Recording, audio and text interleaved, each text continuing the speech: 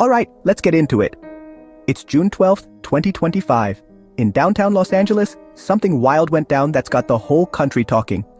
Senator Alex Padilla, California Democrat and longtime advocate for immigration reform, was just forcibly removed from a news conference held by Homeland Security Secretary Kristi Noem.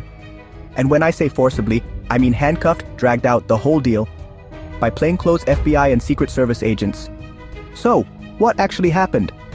Let's break it down. Picture this. LA's already on edge. Protests have been simmering for days over President Trump's tough immigration policies. National Guards in the city, politicians are getting arrested, tensions are high.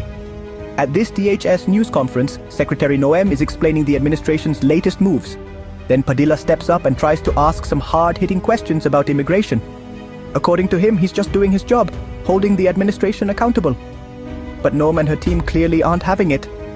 Within moments, Padilla is surrounded by officers, cuffed and taken out of the room. The whole thing happens fast. Reporters stunned, cameras rolling, and, a US senator being led away like a criminal at a public event. Now reactions have been fierce and split. Padilla says he was silenced simply for asking questions. Secretary Noem insists the press conference wasn't a place for political grandstanding and claims the removal was necessary to keep order. But across the political spectrum, people are speaking out. Senate Majority Leader Chuck Schumer called it, quote, an attack on democratic norms. Adam Schiff said this is deeply troubling and shows just how far civil liberties have eroded. California Governor Gavin Newsom, he wants a full investigation into why law enforcement used force on an elected official. Even Vice President Kamala Harris weighed in, saying she's very concerned about how the administration is handling dissent. And honestly, this isn't just about one chaotic moment at a press conference. This is about the bigger picture.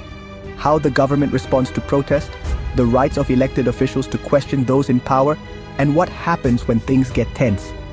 It's a reminder that democracy, at its core, is about debate, protest, and holding leaders accountable, even if it gets messy.